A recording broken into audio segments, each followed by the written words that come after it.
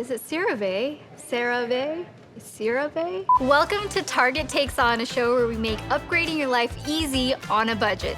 I'm Chae, and today we are taking on building a minimalist skincare routine. I'm a huge advocate of just keeping things simple, clean, minimal, but effective. So we have distilled it down to the most important parts that are still going to make you look bright, beautiful, youthful over time. So let's go ahead and get started. Step 1, cleanse. No matter what, even if you're not wearing makeup, do not skip a cleanser. It's so important. If you have oily skin, I would use this twice a day. If you're a little bit more on the drier side, I would actually skip the morning cleanse, splash your face with water, and then proceed with the rest of your skincare routine. This cleanser is the La Roche-Posay Hydrating Gentle Cleanser. This is soap-free, it's fragrance-free, it's sulfate-free. This Cetaphil cleanser is another one of my forever favorites. It's super affordable and it's super, super gentle, and that is the most important thing. We want to be cleaning our skin, not making all of the oils disappear, because that is what protects your skin and keeps it healthy. Feel nice and refreshed. Step 2, treatments and serums. This might be my favorite step because, you're actually doing something for the long term. The best anti-aging, anti-acne ingredient is definitely a retinol. This one is different gel. It used to be prescription level, but it's actually available over the counter now. I just use a pea-sized amount and spread that all over my face. It generally helps your skin cell turnover quicker, which gives you younger looking skin. And another one I really love is a hyaluronic acid serum. Hyaluronic acid is such a great ingredient for really plumping up the skin, giving you a lot of extra hydration, because we all need a little extra juicy, dewy skin in our life, right? One thing about your serums, I've seen all over social media, girls just putting this on your face.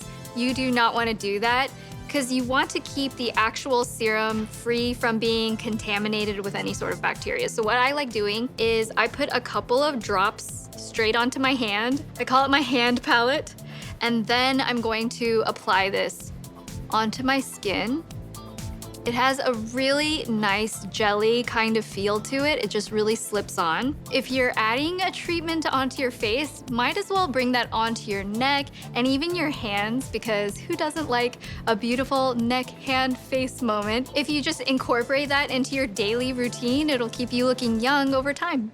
So today I get to do something super special. On days where I'm feeling a little tired or puffy, there's nothing better than giving yourself a little massage with a gua sha. This is just a little rose quartz treatment. Make sure you use it in conjunction with a serum, because it'll just give you that extra slip, and we're gonna plump up our skin. So you're always going to wanna go from low to high, and it's going to help the drainage of those lymph nodes near your skin. This is so cool because you can actually see a physical lifting of your face.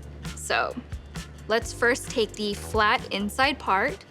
You're gonna line it up right here with your jaw and just lift.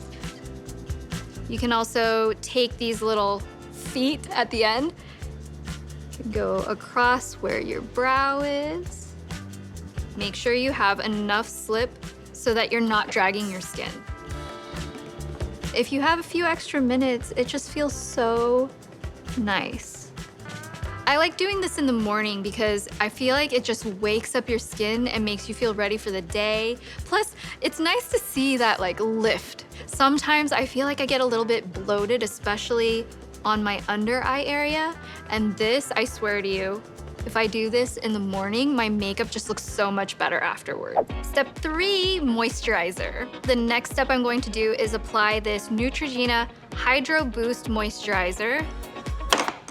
Oops. So for moisturizer, what I like doing is I like to dot it around my face, because you don't overuse product, but you get to spread it a little bit easier. So I'm just taking a little bit here, and then I'm gonna dot this. And then I like to spread it in. Be really gentle when you're blending this into your skin. I'll let it absorb a little bit.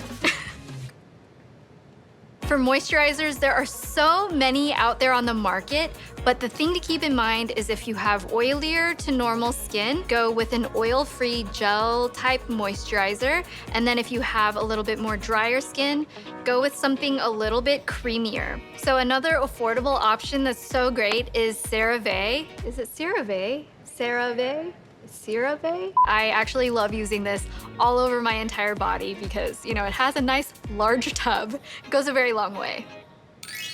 Step 4, sunscreen. You have to protect your skin, especially if you're using certain active ingredients that are exfoliating or really kind of sloughing off the top layers of your skin. This is actually the #1 reason our skin ages or gets hyperpigmentation or gets any kind of scarring. It's really because of sun damage, and you might not see it straight away, but you tend to see those things over time. The first step is you have to shake your sunscreen. Those ingredients need to get all mixed up.